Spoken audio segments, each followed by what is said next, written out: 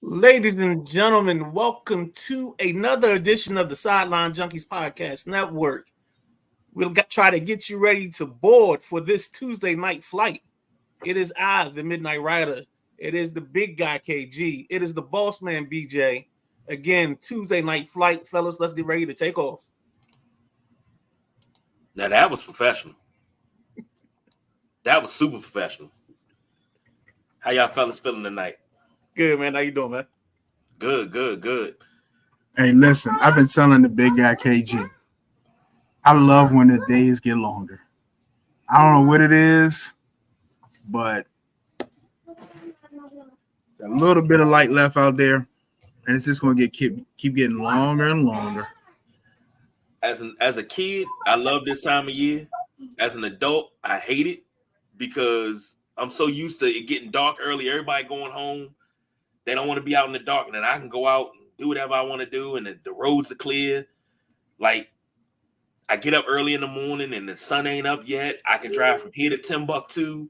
What would normally be a 4-hour drive is now a 1.5-hour drive, and I'm good with that. But the roads are still going to be clear because ain't nobody got no money to spend outside. It costs $100 to go outside. You step outside, $100. $100. Instant debit. You get the message on your phone. Blink. What? All I did was unlock the door. Matt, what's going on, Matt? How about them Caps? Oh, don't start that.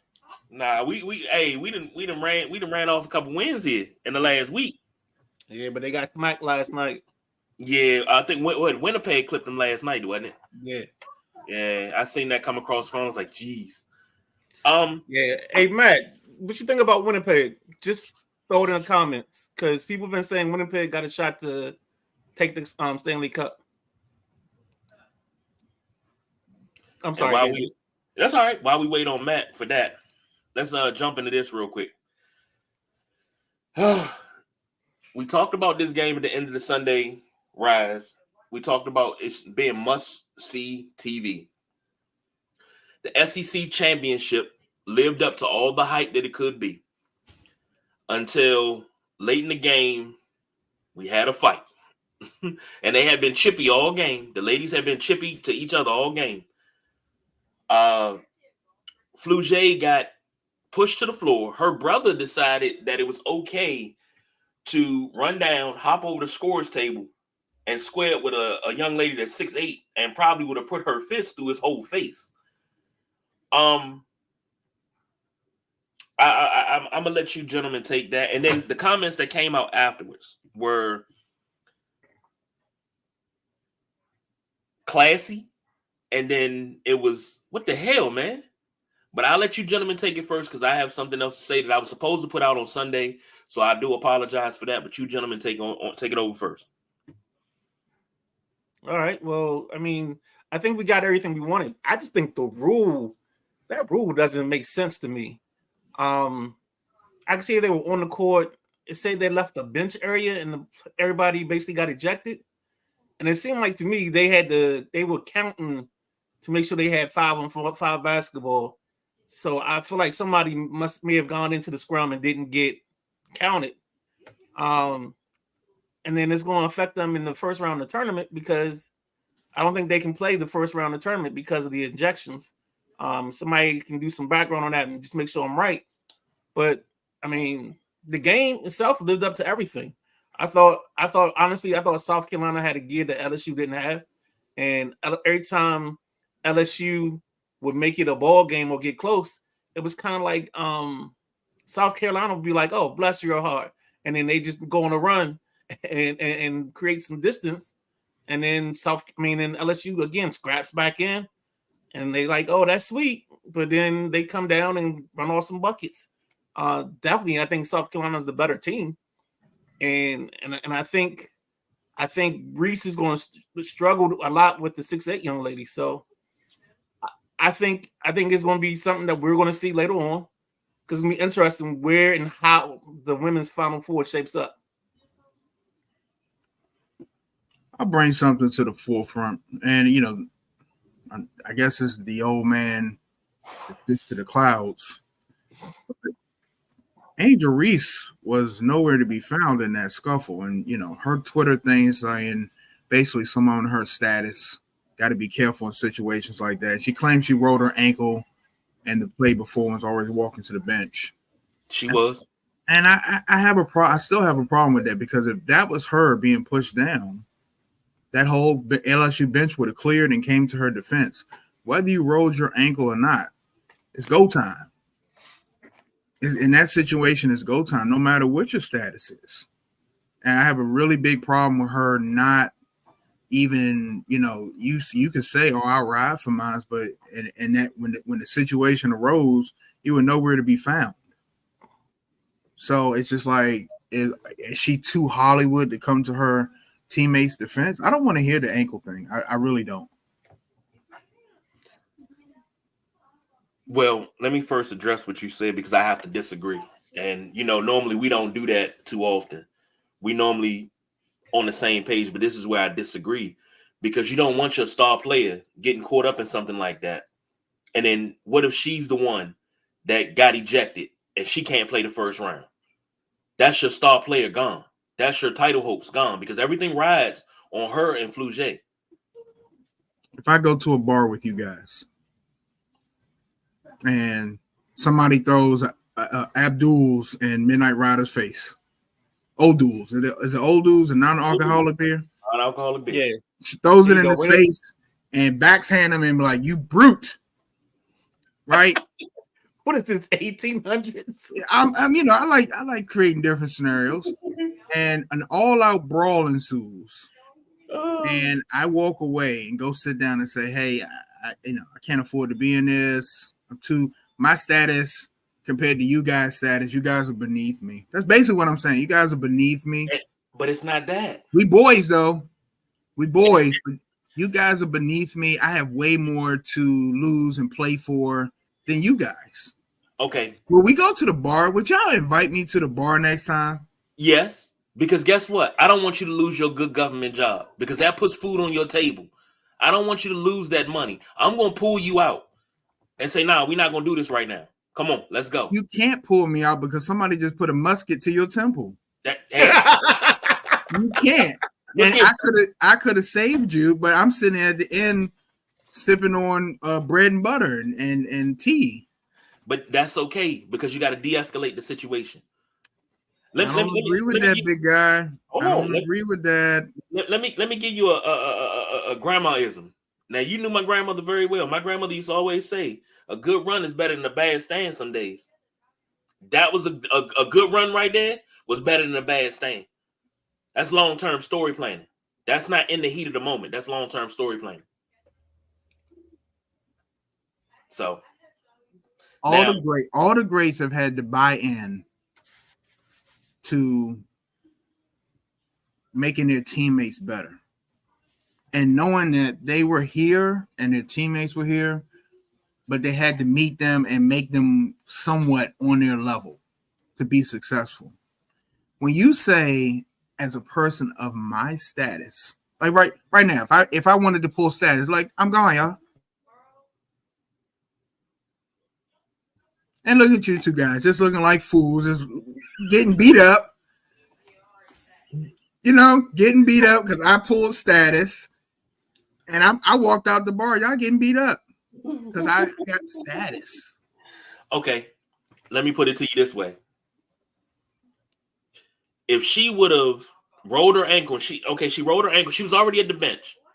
If she would have got up, seen that, and hobbled over there and started pushing and shoving and jawing, you know what the fuck? You know what the headlines would have said. You know what the headlines would have said. It's just what she said. It's just what she is. She's nothing but a thug. She's ghetto. She's this. She's that. It'd have been every demonstrative word you could think of to describe that girl, and she's none of those things. She's gonna get that anyway. But why play into the stereotype? You're not playing in the stereotype. You're defending your teammates. But her You're being to your teammates, hey, hold on. The brain is sitting here quiet. He's trying to take over the world. He just doesn't have his pinky. Brain, talk to us. What do you? Yeah, What? good. I don't have no debates. I'm liking this debate, man. I'm just mad. I got a skeleton in my rib cage, and I got smacked. No juice poured in my face, but hey, And the thing is, you get stabbed in this area, you done. right? It ain't Exactly. no antibiotic. You know what I'm saying? You gotta go clean that with well water. I gotta go get the whiskey from the back. And the whiskey, and then you know you got to try to get that out the best way you can. I'm just saying, I don't like that tone that came from her. I would have even if she did what the brother did, because you know if the brother hit the floor, he found somebody to be like, hey, hold me back, Right. hold me back. She could have did that. Wait. Fake the funk. Speaking of the brother, let me get to that real quick. Even JoJo said it. We got a couple comments from her. Fluger's brother, yeah, I think it was instinct. Brother has to control himself. That was my whole point. And you know what? Let me go solo here. They already look at us. I know status, right? Wow. All jokes aside, they already look at us as savages, thugs, miscreants, unkempt. We don't need anything else that plays into that narrative that they're trying to look at us at. Because that's what that man was called for, standing up for his sister. And I get where he's coming from, but it's a time and a place for everything. This is a basketball game. I get it. You was worried about your sister getting pushed by a 6'8" lady. I get it. But that wasn't the place for that. At no point. I know. Can we come back in now? Can we? I don't know. Yeah. At no point. At no point, unless like malice at the palace and fans were coming out the stand, that the brother should have been on the floor. I don't care if she's 6'8", 8'8". She's still a female. Yes. At no point do you touch that floor. You let them hash it out on the floor. It's none of your business. If you want to sit in the stands and yell and you know back and forth, that's cool. You should never hit that floor. Now if something got way out of hand, now fans coming out trying to get you hit the floor. And you got to learn how to control yourself. And JoJo said the brother has to control himself. That's completely unacceptable. And she confirmed Cardoso, which is the 6'8" young lady we were talking about, she can't play the first game. So she's out. And she says about Angel Reese, yeah, she tweaked her ankle. She's a star player. She was banging, pause, down low. She was getting it in. They were rough down there in the paint. It was one play, I want to say Angel Reese got boxed out and the girl elbowed her. She grabbed her by her ponytail and yanked her down. They were going back. I mean, they were classic blows, man. I was loving it. But keep that in the sanctity of the court. You know, anything else outside of, yeah, you're going to get elbowed. You're going to get bumped around. You're going to get shoved. I get it. That's what happens when you play in the paint. That's how the game has been played for years. So I expected that. And JoJo said, this is basketball, not a bar fight, though. So I with the suspension, well, with the ejections and everything, it kind of put a little black eye on a great game. But I think you're going to see this matchup somewhere down the line, depending on what happens on Sunday for Selection Sunday. I think you're going to see this matchup again down the line. And I know Don Staley and Fluger had words after the game where Fluger apologized. Don Staley apologized. She apologized to the media for her team. She made a real classy statement. Kim Mulkey, on the other hand, seemed like she chose violence. And she said, well, you know, you push somebody that was smaller than you. Why you didn't push Angel Reese like that? Because it'd have been a different story. Whoa, Kim, wait, babe. She couldn't push Angel Reese because she was nowhere to be found. But I knew you say that. We can't choose violence on this one. This is no. That's what she said, and I was like, that's not the words you should have used. I can understand being upset, and I'm sure Dawn Staley was upset too. Now flip the roles. If Kim Mulkey would have said what Dawn Staley said, and Dawn Staley said what Kim Mulkey said, Dawn Staley would be labeled a thug, bad for business. She's not as great as what we think. Just because certain things happen, you don't have to play into the stereotype. And I feel that's what that is. Everybody expected these girls to throw hands because they're Brazilian, they're black, they're Afro-Cuban, whatever they are. But because they're of a darker hue, everybody expected them to throw hands so they can say, yeah, look at them, they thugs. Animals. Do you realize whatever they do, if they play again and somebody flexes wrong, they're still going to be called thugs and animals? Yes. Okay. But why? But just because that's what they're going to call you regardless, why play into the stereotype? You're never, hold on. You're not what people call you. You are whatever you answer to. Hold on, I got to pull my status, my Adam Scheffner.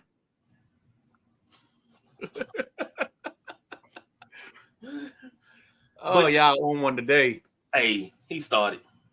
Okay. And JoJo says Kim is ghetto. That's her. Now for me, I don't mind that. I'm a big Dawn Staley fan. I like the way I've always loved the way Dawn Staley carried herself. Always. Been a big fan of hers when she was in the ABL. It's my girl. Always gonna be. When she took them girls over to France, the beginning of the season, the old girl was trying to flex in the camera. Put your hands down. No, we're not doing that. I love it. She's all about discipline. I love it. But this is one of them things where we're not going to see eye to eye. So I think it put a black eye on a great game. I think we all can agree with that, correct?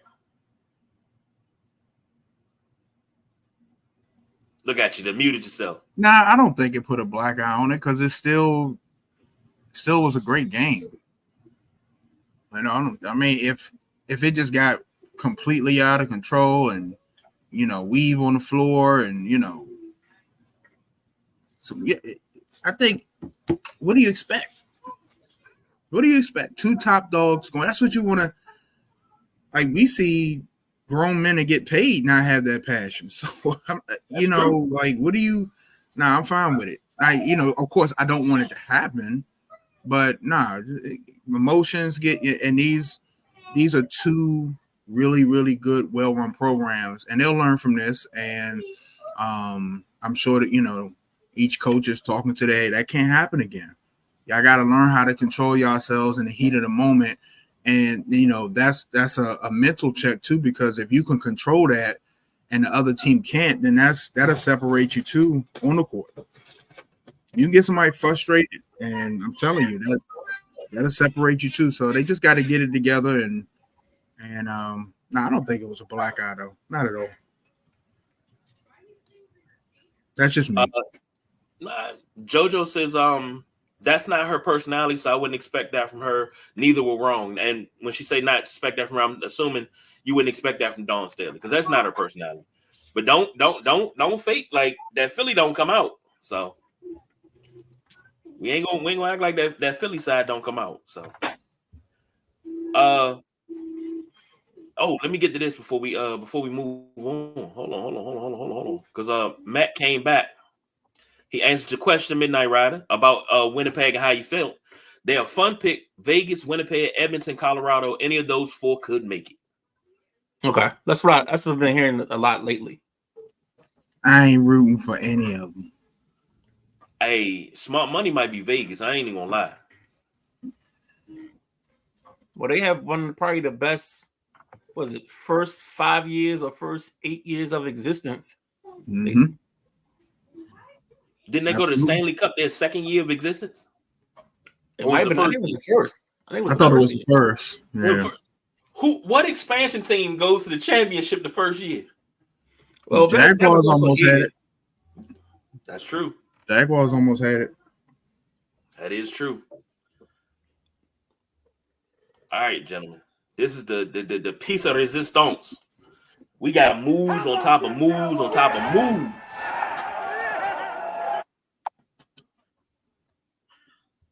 Oh, Matt said that was just the West. East is the Rangers, Florida, Boston, and Carolina. Right. Okay. I might can get behind Carolina.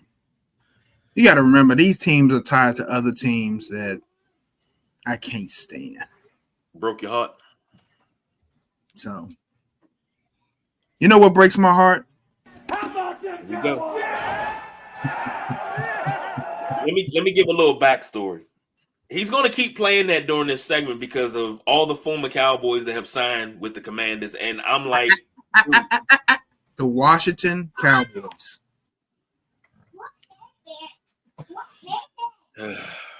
We got to get merch made. I don't know how to combine burgundy and gold and blue and silver. That's going to be weird, but I'll figure it out.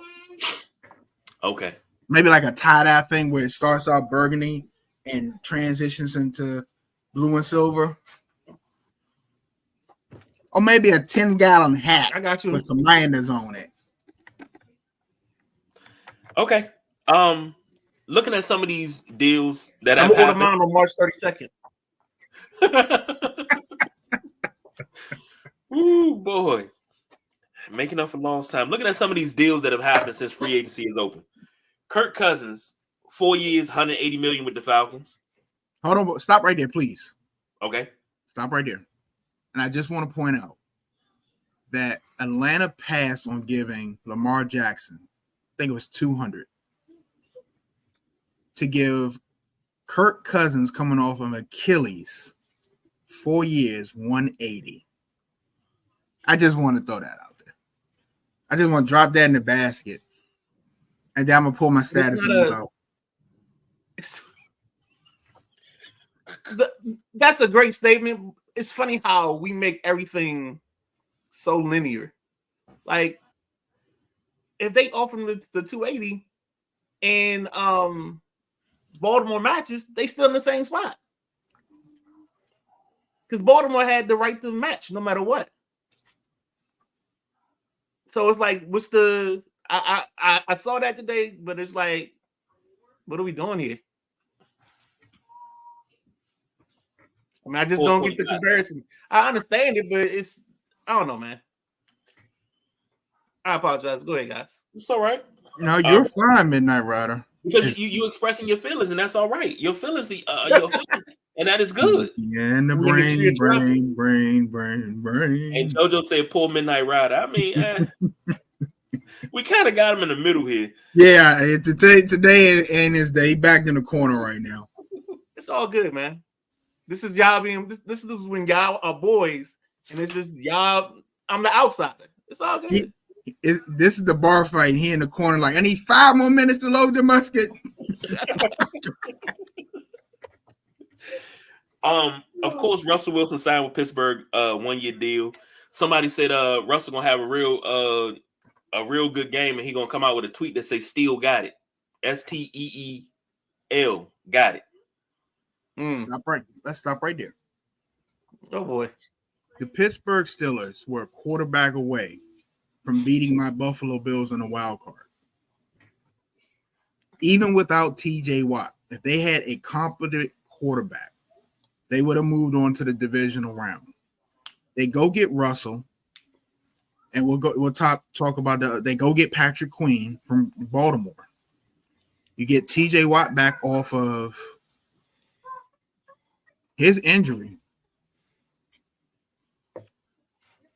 Pittsburgh is my pick to win that division. I'll write it in there. Pittsburgh is my pick. Over on Instagram, Keith said he said Dallas broke. Dallas big broke. Yeah, I think they got to move some money soon. And that's just that's going to get them, because I think tomorrow's the day where you have to get under the cap to make everything work. So you're going to see a bunch of moves tomorrow where certain guys going to get released. So expect the Los Angeles Chargers to either move Bosa, Mack, Mike Williams, or Keenan Allen, because all of them make like over 30, 35 million, and none of them have like a cap hit with it. So they're going to have to get rid of somebody to get them under the cap.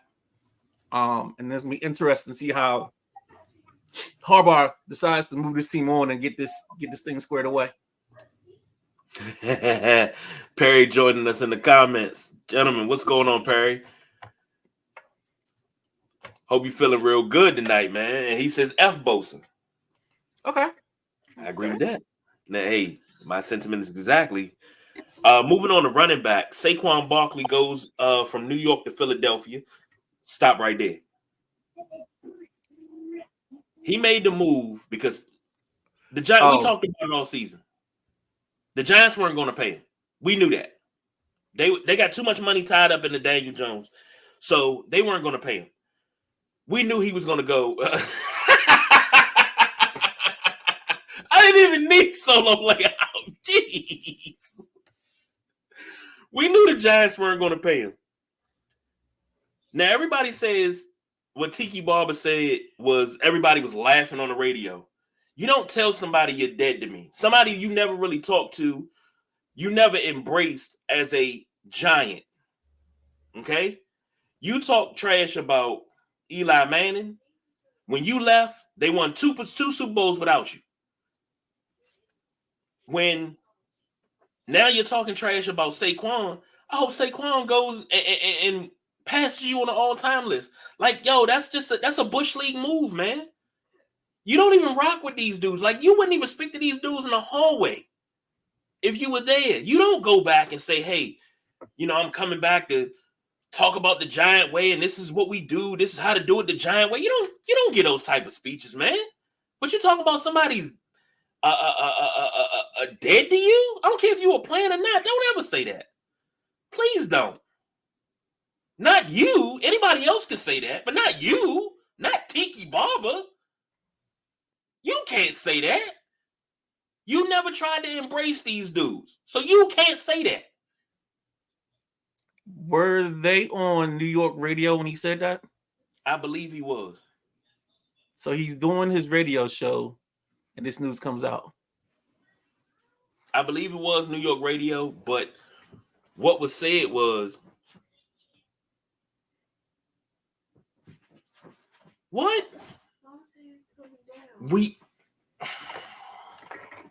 Come on. You can say it. Nope. So I just think, I don't know. I just thought it was a typical thing a New York fan would say. I thought nothing of it. It is what it is. If he was having fun, he was having fun. If he wasn't, he wasn't. I don't know if I said you were dead to me, but when Brian Mitchell, well, he didn't leave, but when he signed with Philly, I was like, all right, forget him. But and I was ready for LeVar Arrington to try to decapitate him. So it wasn't. It's you're a part of the enemy. You can't say that if somebody gets released. They don't have any control over that. Brian Mitchell was released. I never hated Brian Mitchell for going to the Philly. I never did. Forget him. He one of them. And then when he finally came back and reinitiated and re-ingratiated themselves to the Commander Nation, that's when I started liking him again. But before that, forget him. Well, I haven't heard it. I would like to hear it, how he said it, But I when I saw it, Tiki spending his whole career as a Giant, I don't know, maybe he felt like he was supposed to take the hometown discount, bleed blue, and all this good stuff. And hey, those times are kind of over. And we talk, we talked Sunday, and I talked about Buffalo. It's like, hey, it's business for the players and the GMs. And unfortunately, the Giants made a decision to gravely overpay Daniel Jones. And they're not in a situation where I'm trying to find them. They had $9 million cap space, so they're not in the position where you can go get and pay a top tier running back that type of money. So you should be mad at the Giants, not Saquon, because Saquon still, even with him, his production dropping off and the injuries, he's still going to command a certain amount of money. So who are we really mad at? go on the radio and blast the Giants. You're not going to because that's your bread and butter and where you get your checks from. Perry says, hope it works out for one returning to Ricky Waters. Midnight. Hold on. Yeah, I think I'm reading this right. A certain gentleman in the chat said Josh Allen gets to show twice a year while Jordan Poyer was released. Oh, absolutely. That N-word signed with the Dolphins. Now, I'm not going to say who said it in the chat. We all know who the Buffalo fan is in the group. And this is your version of Tiki. Yeah. That's it. I mean, it is what it is. That's the like. It's nothing personal. It's nothing personal. But yeah, we're gonna burn them twice a year and then dap them up afterwards. I mean, it's a business move. It's a business move. You have to move on from certain players at certain times. I can't remember how 32, 33. I can't remember what his age is exactly. But it's Poyer's 33. 33. It's we're talking about two safeties that can't get a ball from Pat Mahomes. So thank you and I gave them the thank you letter Sunday. Thank you for what you did. But when we play y'all, when we come down there, y'all put us in the sun and at 100-degree weather, we're gonna torch y'all. Be on the sideline eating tuna, up 40 points. But this ain't about Buffalo. Hold on. Perry says Tiki's heckling Jekyll looking at his. I love it. And he said he was on WFAN when he said it. And Perry, mad at the Giants for not building the O-line, wasting Quan's years. Exactly. Not even just Quan years, getting Daniel Jones killed. Yeah. What was that? What was it? Not last year before last. Daniel Jones, you're leading Russia. In the games, Daniel Jones, you're leading Russia in the wins that you had 2 years ago. If he ran for more yards than Saquon Barkley, they normally won. That's a problem. Well, you invest. Part of that is true, part of that isn't true, because they did invest in tackles. And one kid, Andrew Thomas, struggled early, and then he had injuries, so he didn't play well. And I don't know what the heck is going on. I think it's Ryan Neal from Alabama, the kid they drafted also. So they just haven't gotten results from their drafted. They tried to invest, but when you get no results, it's crazy.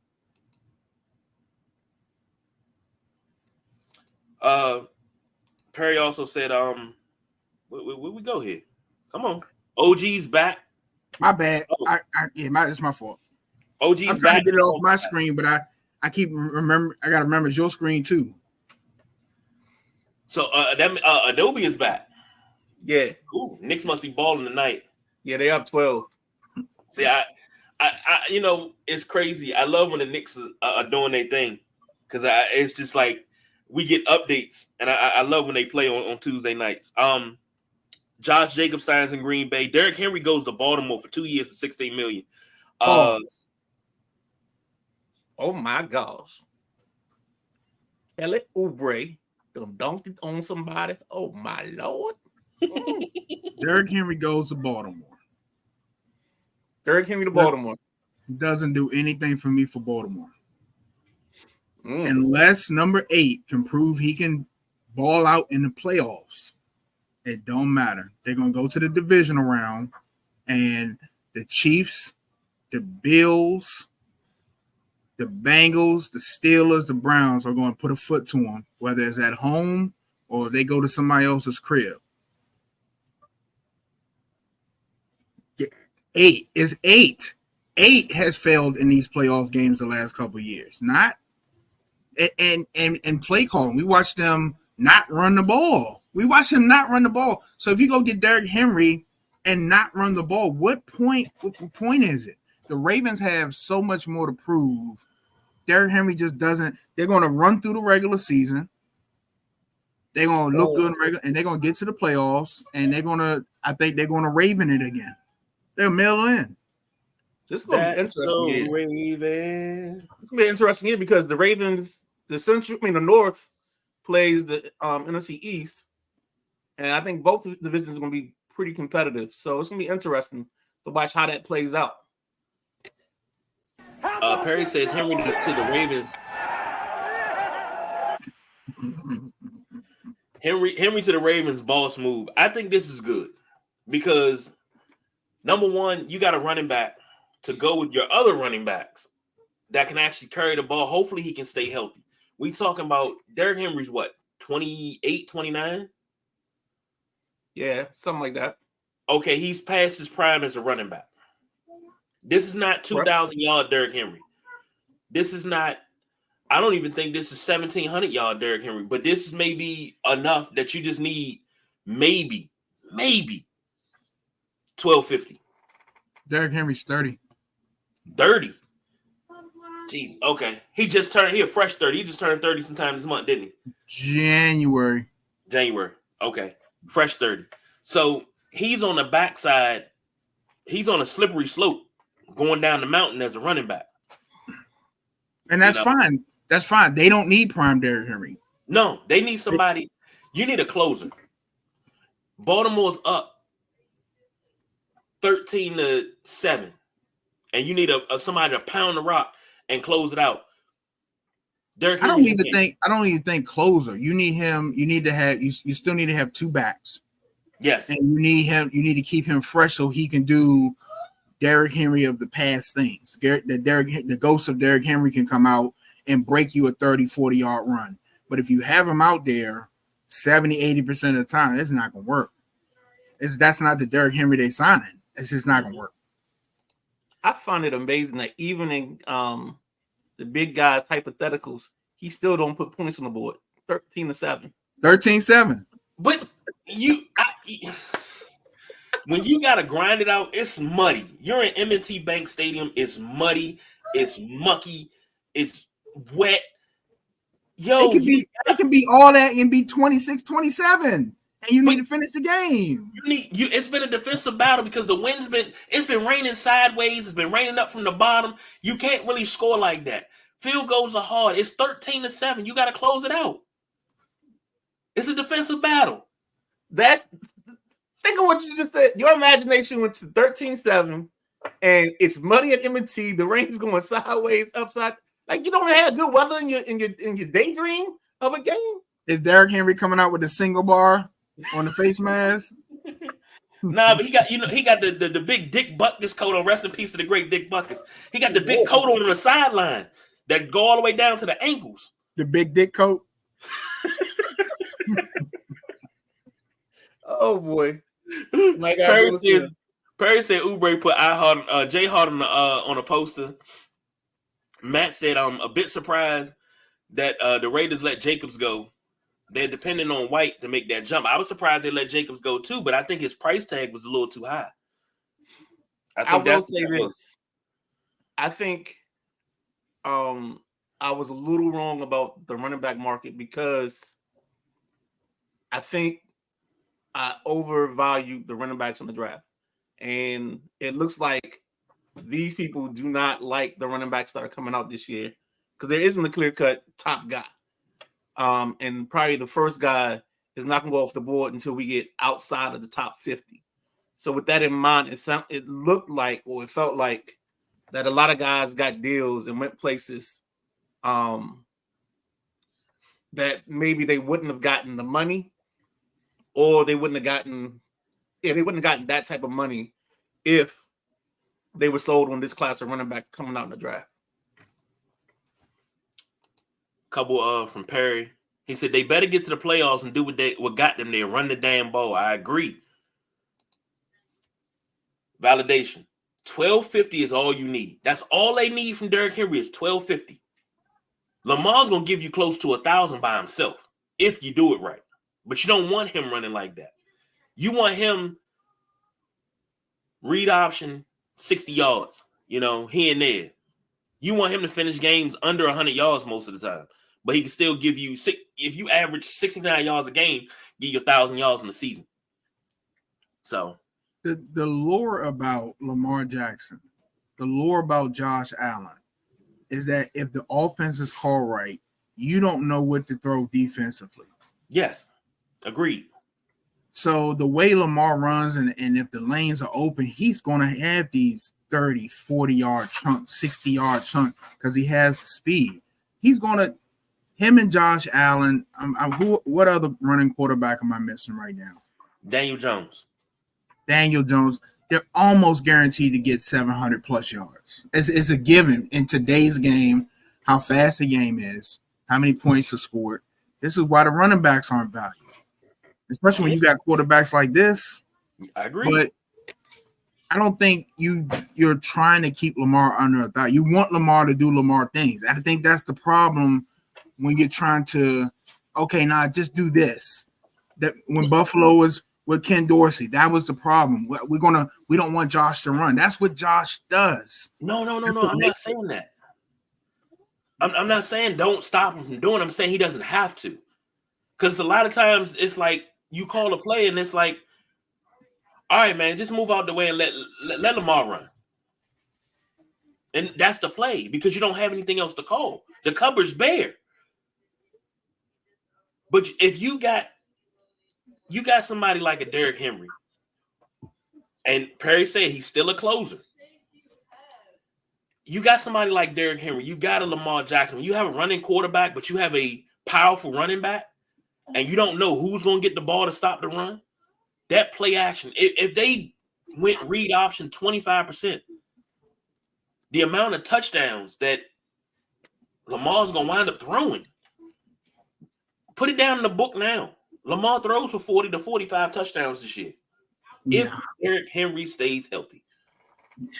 I'm surprised you ain't bring up like the triple option wishbone. I'm surprised you ain't. Well, no, everybody's not aquatic enough to run the Maryland Eye and run a triple option out of the Maryland Eye or a full house backfield. That's not everybody's offense. That's just mine. Just come out with 3-4 tight ends. NFL championship, 15 degrees, 9 to 8. If all the games are 13-7, how is he gonna get 45 touchdowns in the season? Thank you. I didn't say all the games was gonna be. Y'all said that. By those numbers, you're looking at Lamar with 13 touchdowns for the year. Right. You know, one pick. He done threw 53 times all year. You talking Bob Greasy numbers? Bob Greasy's in the Hall of Fame, baby.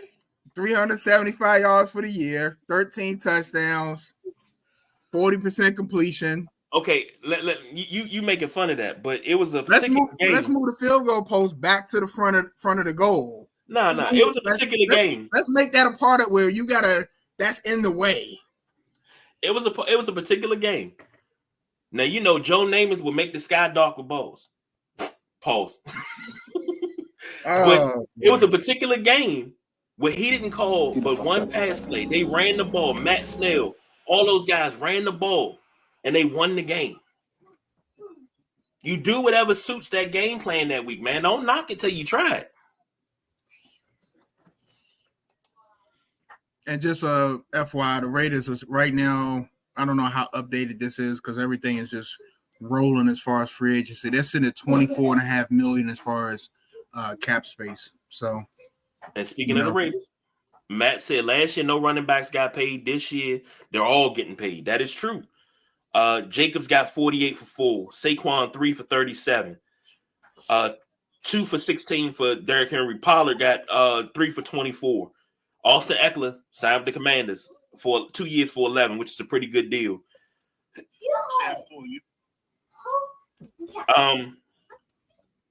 Big receiver news. Any receiver that stood out to you guys that signed? There's still some guys out there. Midnight Rider talked about Deontay Johnson being traded to Carolina. Does that help? That's the big.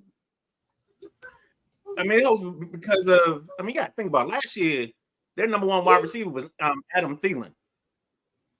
I don't care what you say. The 33-year-old guy can't be your number one. And then your two was an inconsistent Jonathan Mingo. And then I forget who their three was. So they were struggling no matter what. And then the offensive line wasn't that good. And we want to talk about the Panthers. They signed, I gotta find the name, but they signed like a guard from the Dolphins for like something ridiculous. It was like it's probably one of the biggest deals that was signed. Robert Hunt, 5 years, $100 million. Yeah, I don't even know who that is. And maybe that's a good. Oh, actually, I do know who it is now. It's the guy that ran. Yeah, I remember the highlight. It was the one where they were like in the red zone. The ball goes to the offensive lineman, and he runs and like almost flips into the end zone. Yeah, that's him. That's him. That's why he got $100 million. Okay, like I can market you on TikTok too. I want to see. Yeah, I don't know about that one, bro. I don't know what his PFF grade was, but I don't think it showed he was $100 million. PFF is killing me. I want that so bad, but $25 a month. I don't think I'll use it.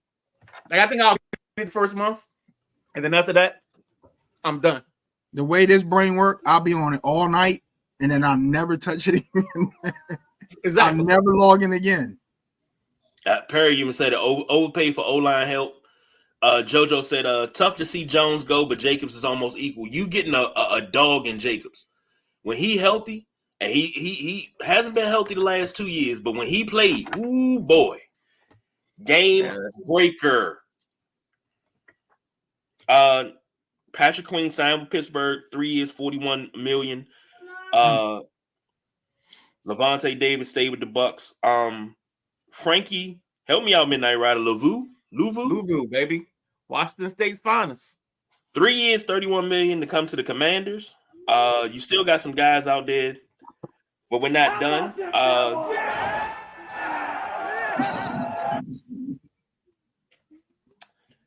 Secondary. I'm not really many guys out in the secondary that Jalen Johnson re-signed with the Bears, 4 years, 76. I thought L'Jarius Sneed for the Chiefs requested a trade, so they franchised him, and then they gave him permission. Okay, they probably give him permission to seek a trade, so that way they can kind of start figuring out the framework. And even if they don't make a deal, I mean, they don't trade them. That'll start giving them the framework of what deal they're looking for. Okay. So any signings that jumped out to you and made you say, "Ooh, that's a good one"? Well, I told you the one that made me go, "Ooh," because that's a bad one, and that was the Robert Hunt thing. Trying to get the good ones. I'm trying to figure out what the New York Giants are doing, because you go get Brian Burns from Carolina, right? I'm just trying to figure out, like, don't get me wrong, you're trying to be competitive and everything, but it's just like, I mean, right now, it's still Philadelphia's division to win. The other kid, what's the other kid that joined the pass rusher? Thibodeau? What's his name? Kyron Thibodeau. So you get him and Brian Burns. I mean, that's going to be a hell of a and then they do get a running back. I don't know if y'all heard, but they get Devin Singletary, I believe. I believe they get Devin Singletary. He's not a bad runner, and like we talked about earlier, when you overpay and you need help other way, you got to cut losses someplace, and unfortunately it was Saquon, but they're getting a good runner in Singletary. I'm just trying to figure out what they're going to do offensive line wise, and how they're going to run it with their Daniel Jones and whoever he's going to throw the ball to this year. I wonder if they'll finish Willen and Dillon, because like I said, you still got the Bengals receivers. You still got some firepower out there that can help. Matter of fact, we already talked about that. The boy went to from the Bears to the Panthers. Mm-hmm.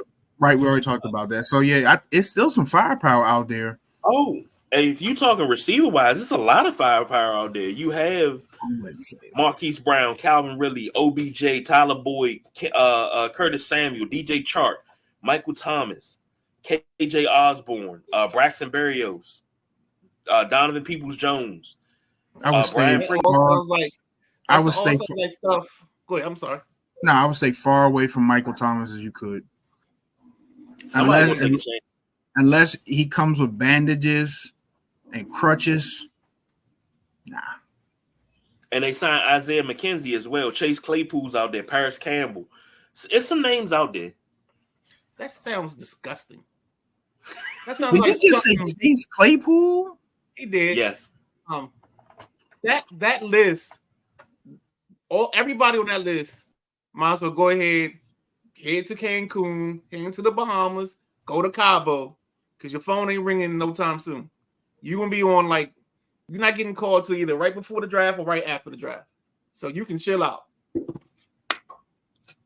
My question for you guys, I do have a surprise signing or a surprise trade or whatever.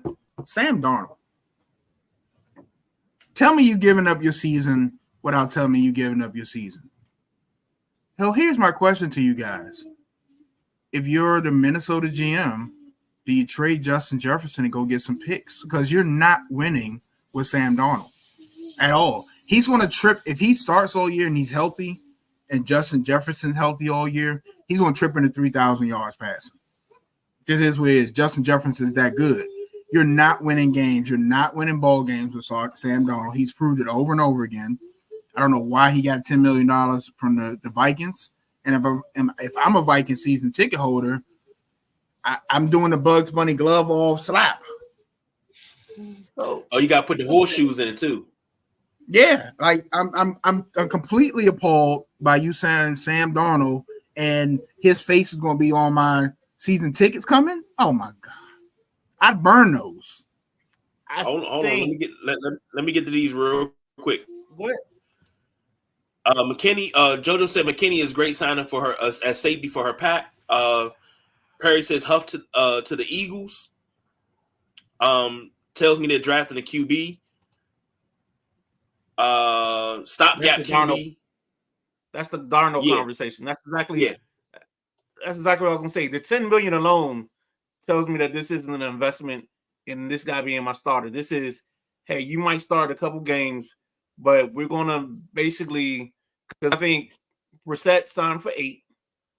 So if Brissett is 8 to be a backup and compete, that 10 is for Darnold to do the same thing. But he might start a couple games. I think Matt brought up one that I forgot about, but the Christian Wilkins to the Raiders, and you put him beside Max. A, that's gonna be a hell of a conversation because both of those guys are talkers. But B, that could create havoc. And if I'm a DN and I'm in a contract year or I want a 1-year deal, I go be the guy on the other side of that and try to rack up some sacks because everybody's gonna be running to you. They're not gonna be running away from they're gonna be running away from Crosby and Wilkins, and you have sacks falling in your lap. You might go, this might be your career year. So I would definitely take that. Back to what Perry said, I think, Darnold to the Vikings is just a sign that I think they needed somebody. And I think at 12, I think they're going to take a look at a move. And if that move doesn't look right, I think they're just going to take whatever quarterback falls to them, whoever they have the highest grade on. And I think they'll roll into the season with a J.J. McCarthy or Michael Penix Jr. or Bo Nix. Here's my thing. I don't even, as a stopgap, I cannot believe I'm about to say this. I wouldn't want to got Ryan Tannehill. He's out there. Maybe the money wasn't right. And JoJo says, yes, poor Aaron Jones, but I think that they drafted QB in Minnesota. If I'm Justin, I'm about to roll.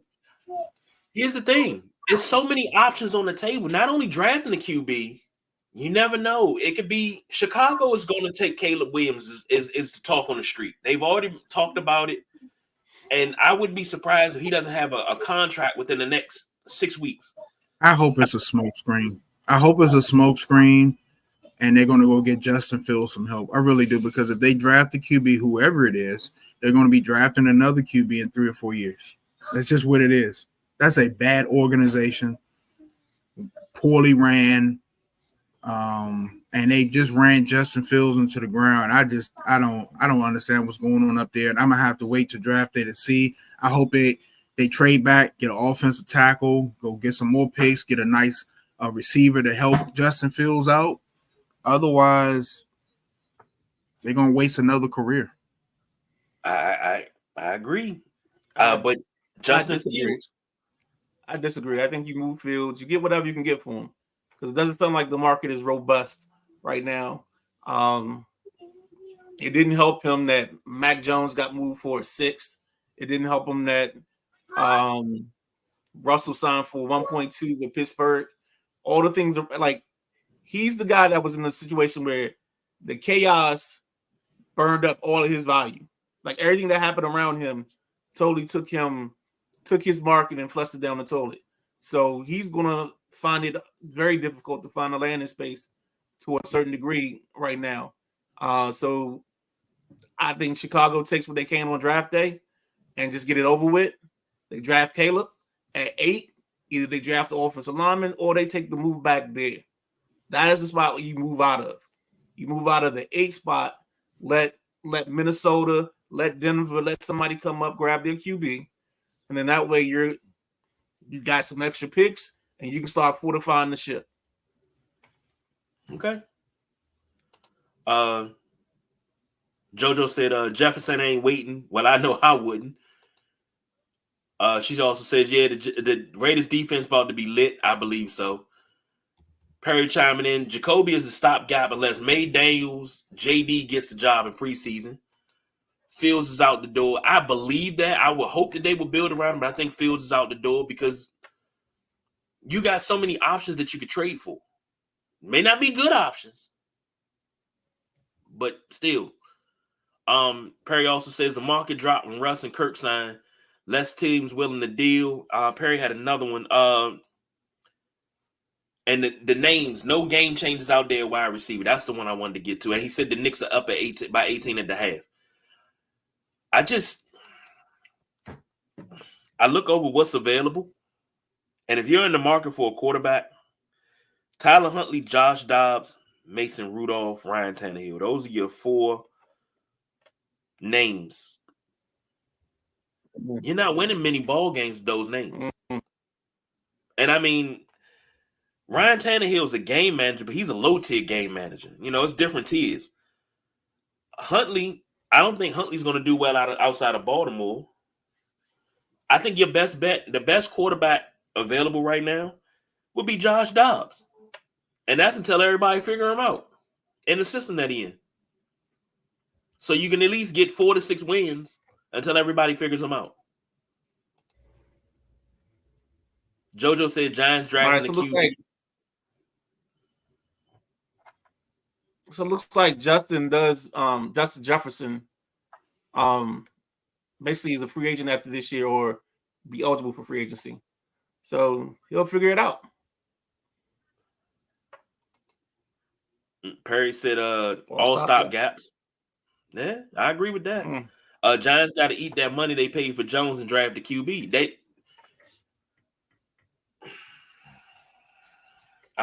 You don't have to eat anything. You pay him this year. Next year he has no guarantees.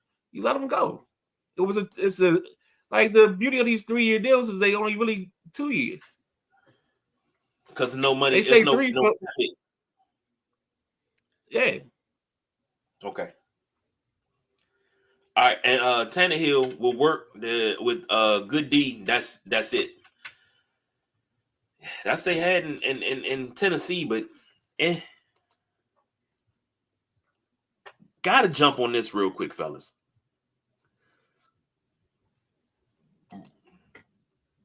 The Caps and Wizards stadium deal down at Potomac Yard in Virginia is dead for now. It can be resurrected, but it's dead for now. Rick Snyder came up with a brilliant plan. He said RFK may be in play for the Wizards and Capitals. And I had a question to you, gentlemen.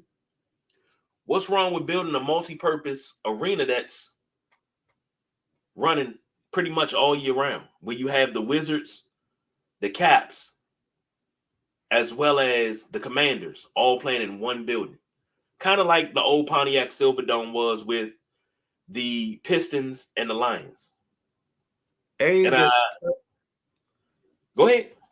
that's terrible sight lines because you're building a 55,000 seat arena to host basketball and hockey every night, and then where's this field going to go? Where's this turf going to go? Because you're going to have to put stuff on the turf alone to have these other events. You just can't have the 100-yard football field and a basketball court in the middle of it, and you're gonna tear the turf up. You're gonna tear the court up. The moving alone would be so chaotic that I thought you were saying build 2 facilities there. You build 2 stadiums there, whole different thing. You take what is that the DC jail or whatever it is in the Armory, and you put a stadium on that side for an arena there. And you put and then you build a stadium for the football team and make it a multi-purpose where everything is centered in that one area. That's different. But in one arena, no, sir. Want no parts of that. But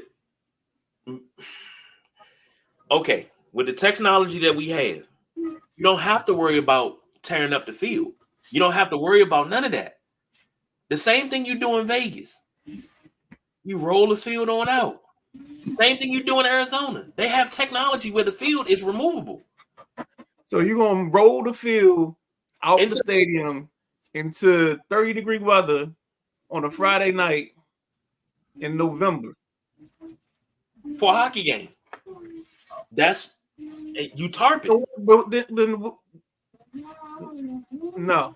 You have a cover for it. We have the technology. Any problem you come up with, I'm going to have an answer. It's no. I'll say it again. No. So what are we doing here? What are we trying to? You're putting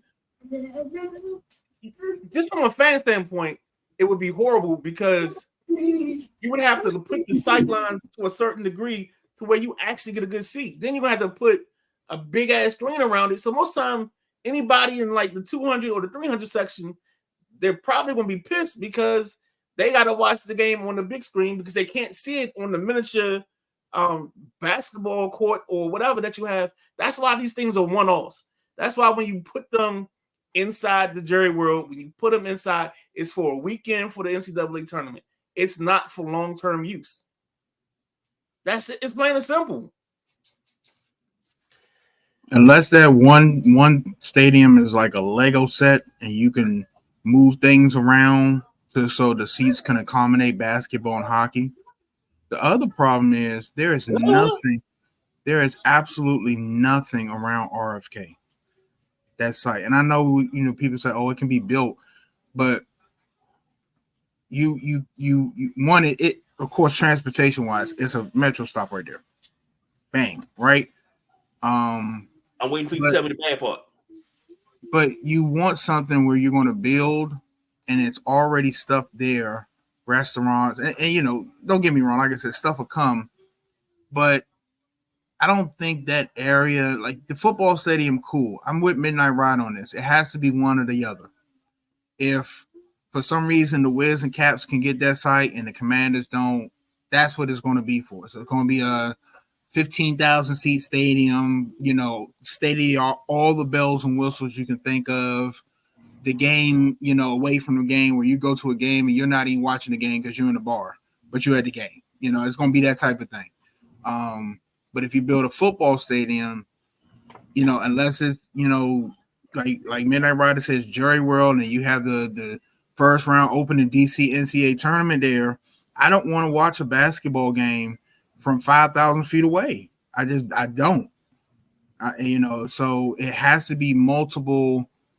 It has to be multiple things built if you're going to build a stadium for all 3 teams, 2 facilities. Then you got to worry about practice facilities. Another thing, name one facility that houses more. I mean, besides the arenas, they house 2. That's hockey and basketball. You can easily do that. It's a fundamental change. Yes, we have the technology, make it work.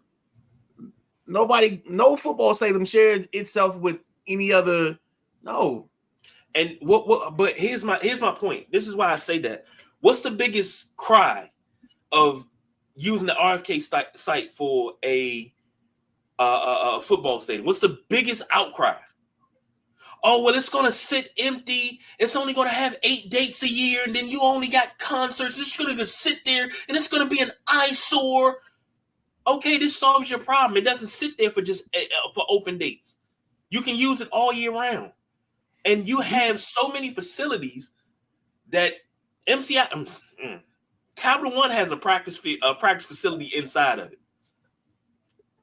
So you can, I get what you're saying about not having quote unquote amenities outside of the stadium. But for 36 years, we didn't have amenities in that whole Northeast neighborhood. You didn't go shopping when you went to the game. You didn't go to restaurants. That's 30 years ago. All right. I get that. But if you have the vendors and you have the restaurants and the sports bars and everything in the stadium, that's the attraction as well as the game. You don't listen to people when they talk about going to games. The experience is going to the area, taking a happy hour, so that way you don't have to go into the arena itself. Then you go in to spend your money. Or you buy a drink here or you buy a drink there. You're not there. You don't go to the arena to spend your time beforehand. That's why these places, they talk about FedEx so bad. Because there's nothing around it. Now, and I think one thing I would agree with BJ is that there's gonna be things built into KG world. Like they're gonna place things around it.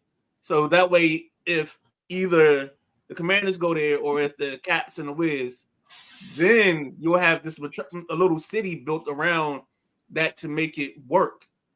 But those people in that area aren't going to sit there and let you put 41 basketball games, 41 hockey games, 10 nights of NFL football, and then you do concerts and everything else. Monster truck. Oh, them people going, man, you're going to have a revolt. Now, Lego World. Hold on. Now, she fell asleep on me. She was supposed to join us tonight. My wife was supposed to tell you because I was telling her this, and she was like, well, hold on. You got to think about it this way. So her argument was almost the same as you guys' argument. She said, in Northeast, she's like, you don't remember all the people that complained about RFK. I was like, I never heard anybody complain about RFK. And Midnight Ride, I think we got to pay extra for that. But we were talking about that. And she said, you got to realize people didn't want that in the neighborhood. I'm like, who? I never heard anybody say that they didn't want RFK. I've never heard that. I've never heard anybody say, no, I don't want this. No, I don't want that. Things like that. But here we are. Well, you have a chance to get the team back, which is what everybody wanted in the first place. You keep saying everybody. It's not. This ain't every. This is Commanders fans.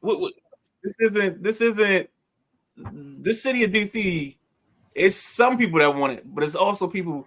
The only reason that you're going to get some of this is because the council. Somebody on the council is going to get some money in their pocket.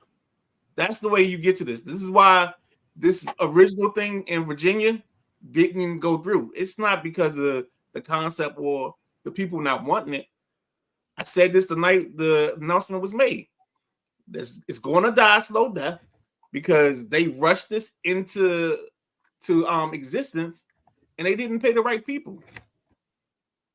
Politicians got morals until you put money in their pocket. That moral compass points directly to money, not north. But here's another question that you guys asked.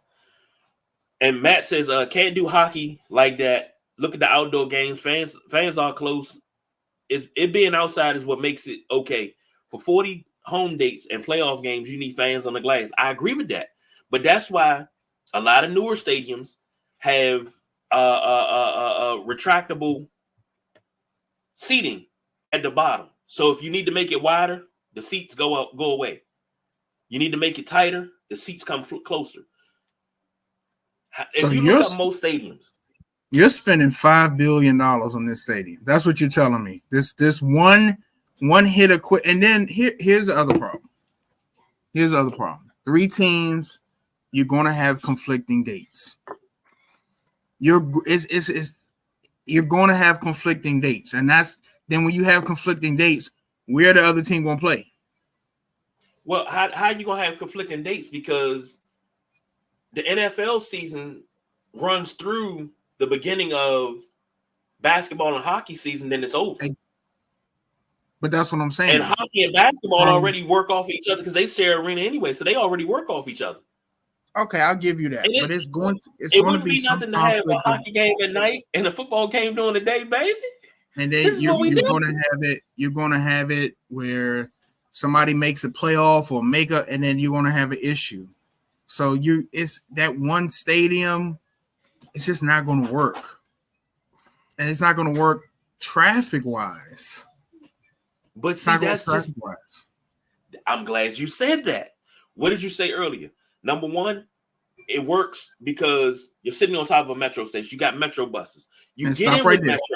metro. Stop right there. Okay. Let me tell you this. I'm not getting on the metro because I don't want to deal. We talked about this with trying to the event we tried to. What's going on? I don't want to deal with that. This ain't 10, 20 years ago. I don't want to get on the metro and deal with what goes on the metro on a daily basis. I'm not getting on the train. Now you got to find somewhere to park. And in this day and age, they're going to have probably 5,000 spaces. That's not enough. You're going to have to. And as many spaces as you have at RFK now, as many spaces as you have it's not going to be there. FedEx. There's not going to be there. It's not going to be there right now. I went to a baseball game when the Nats first moved to RFK. It was probably their second year. I got tickets somehow, and I had the tickets left at will call. So my dad drove down, got his seat, whatever. I came straight from work on the metro. And everybody was on the train. A lot of people were going to the game. When I got off of the metro, my light blue shirt was dark blue. My suit jacket was soaked. I literally when I got in the stadium, I just opened my coat up and took it, and like the sun dried my clothes, but I would never do that again. It was one of the worst experiences ever. I would never, ever, ever, ever, ever metro to a game. I remember metroing home from we went to a hockey game. The Flyers. No, I won't do that. I don't want all them people that close to me and near me. I'm good. Metro can't even run their regular service. Exactly. They can't run the regular rush hour service. Now you're going to put 41 basketball games, 41 hockey games, and 8 to 10 football games a year. What happens the weekend they do track work at Stadium Armory? Then what? What do you do? Because they have to do it. It has to get shut down. It's a 2-track system. It's not like New York where you can finagle around it and it's a stop over there. If something goes down, they have to close it. You're absolutely that's the worst experience in the world. Man, it's done. It ain't enough buses in the world. Okay. Let me get to these comments real quick. People don't want it because people don't want to use taxpayer money. It's not all about the bribe. I believe that they don't want to use taxpayer money, but this is that's what JoJo said. No, but let's think about who stopped the thing in whatchamacallit. The person that stopped the bill in Virginia was a lady from Roanoke. She didn't get taken care of, and she wasn't the only one who didn't get taken care of. Because if it had gone through, the city of Alexandria would have been pissed and would have floored the whole way because they didn't get paid. Green will make your standards change. Agree. JoJo said they just built those townhomes right there in front of where they're wanting to build that arena. That down there on in Potomac Yard, they did. They just built those. They used to do pest control there. She said, yeah, and those parking spaces will be there. I'm telling you. JoJo also said, well, I used to work the Nats games, meaning WMATA. I understand the close proximity, but being the people. But yeah, Metro does it all the time. Matt chimes in. He said, when we came to DC to see the guards, we were still Metro to the park. Thought it was fine. JoJo said, when was the last time track work was done on game night? And here's my thing. The bigger picture, revenue. Because you think about it, all that money that you're getting from that stadium, from concessions, people coming in, out, the transportation, everything's coming into DC. DC's crying that they don't have money. You know, if Marion Barry was still alive, this would be a done deal. But stop it. Everybody's complaining about money, but the revenue from that stadium, I guarantee you that if you did it that way, one multi-purpose arena, that stadium would pay for itself in 3 years. And now I'm not even talking 3 years of winning. I'm talking 3 years, period. Now imagine you get 3 years of winning from all three franchises. Not to mention the concert tour dates and the other events that can be held at the stadium. And it's domed. Then we get a Super Bowl. We get an NCAA tournament round that we can have the court there, and we seating 115, 120,000 at an NCAA tournament. I'm not talking, early, mid, Eastern Regional or nothing like that. Now I'm talking Final Four. I'm talking Elite Eight type thing. Think about the money that can be brought into this city with this. How are you getting 115,000 people in your stadium? When the max you're going to build this place, if you're doing all three, again, you can't do all three sports in an arena, but so big. You got to build up, then out. Up and out. Okay, brother. You have fun with this KG world. Look, no parts of this. I've done the math. We got the technology. We can make this happen. You're going to build 115,000 seat arena. 115 at its max for an area that has a lot of transplants, only for 7,000 people to show up. What you gonna do with the other 100? You really know how bad the sound's gonna be. I know what. We'll just tarp them. It's gonna be like a cavern. Hello. You really think if they bring the Final Four here? Let's say I got an idea. What you do is you lay out the other fields, and then you have the kids play on those. Free ice skating. If it's basketball, if it's a hockey night, the kids can play basketball over there. And then the football field, you want to take your dog for a walk. You can let the neighbors. Maybe that could be like a piece of the puzzle. Well, guess what? Let the neighbors have their dogs take a shit on a fresh NFL field. Guess what? If this stadium deal doesn't happen and they tear down RFK and nothing happens, that's what it's going to be. It's going to be another dog park. That hallowed historic site is going to be another dog park. It's going to be something that these yuppie larvae that come in from all over the country, from Iowa, South Dakota, and everywhere else, they come into Chocolate City and want everything to change. They're going to get what they want. And it's going to be a dog park. It's not going to be hallowed ground anymore. You're just going to have a sign commemorating what used to be there. You need to talk to your mayor about that. It's going to be if this doesn't go through, they have control of the land. They're going to use the land for something else. They're going to build an amphitheater. It's already been said. That was the plan. Okay. They want to put a dog park and a playground right there. And it's not a playground for kids to play on in DC. You have to live in the neighborhood. And it's going to be controlled access because you have to have a permit to get into it. That's probably because the people in the neighborhood don't want strangers in the neighborhood. I've been to parks all over the city. I've been to parks all over the county of PG, Montgomery. I've been to parks all over the place to go play ball. Now you telling me I can't go to different quadrants in DC to play ball because I don't live in the neighborhood? I didn't live in Anacostia, but I was always down there balling. I didn't live on Andrews, but I was always over there balling. You're actually having this conversation like these kids go outside and play basketball. They learned how to play at the park off of NBA 2K. We gotta wrap this up.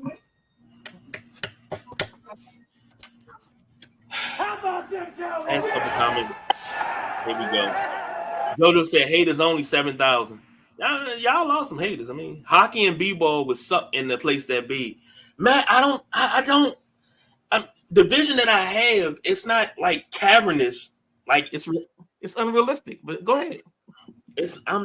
Okay. Was the Superdome? I mean, not the Superdome. Was the Silver Dome unrealistic? Because it worked for years. And the Silver Dome, I think at its height, for certain events, sat 125,000, if not more. I think for WWE events, it was 160. And where did what you call play? The hockey team played in the Joe Louis Arena.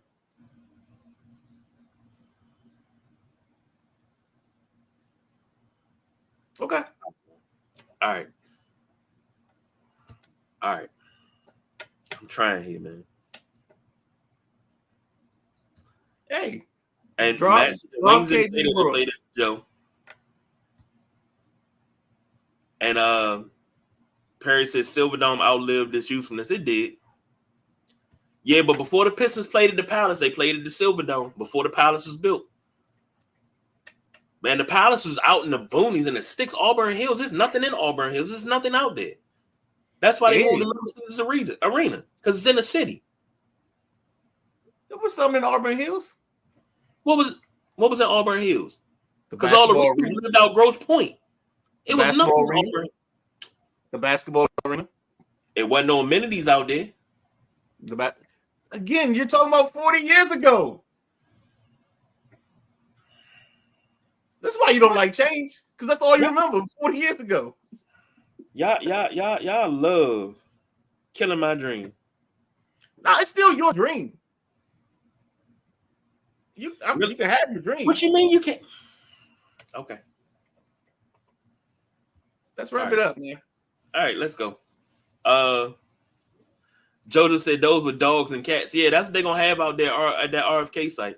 They're gonna have dogs and cats. And it's gonna smell like feces and stuff like that. Midnight Rider, you had something for wrap it up. Yeah, so if you got like a sounder with like angels in heaven singing or the kids singing "Oh Happy Day," because the end is near. The DC Lottery Board has decided to stop using this dumb DC gambler site, and they're going to transition everything over to FanDuel. I think they thought they were going to have the estimated, like, I think the report said something like they lost $4 million in the first year operating that gambling site. And the only reason they lost that money is because those dum-dums used some system that didn't even match nothing anybody else had. Now, you check the odds were so off on that because they were trying to make a profit off of it. And they messed up. Yep. DC had the opportunity to take this by storm because they were the first ones to get betting on your phone. And within 6 months, the second Virginia got it, guess where everybody was going? Because Gambit sucked. They was hopping on in the car, and I used to see brothers. I used to wave because it used to be the same crew of us. Drove over into Eisenhower, park, hit your bets, turn around, and drive right back across the bridge. Greed. More money to Maryland and Virginia during this process, and they can't make it up. They can't. I mean, it's going to help that FanDuel's in the DC, but they got it so quiet. They got to figure out the quadrant system because you can't use certain ones at this spot. You can't use this here. So they got a lot of work to do. Yeah, JoJo said she went to VA too. Oh yeah. So.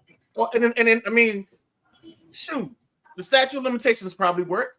Most of the time in the car when we was coming from VA, college football, Josh got the phone reading off the lines. Hey, it's Missouri versus such and such. Who got the plus? He learned how to gamble just because Gambit DC sucked. All right, I'm done with my rant. All right. Well, The worst thing they ever did. Thursday we'll be back. Talk a little NBA.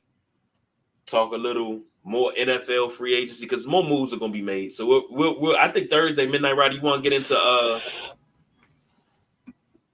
into the Commanders on Thursday? Yeah, that works, man. Okay, we can get to the Commanders and their signings up until Thursday. Whatever else comes up, we'll take care of that. But man, we're gonna have ourselves a nice little conversation off here. I swear to God, and 5 more black people. Okay. So thank you all for joining us tonight. Man, it's a good show. I will say that. So for the Midnight Rider, this side, the boss BJ, down bottom. I'm the big guy KG. Can't say we don't do no overtime because these guys hated on my whole dream. Matt, I thought you was with me, brother. Thought you and JoJo was with me. But we are out of here. How about them Cowboys?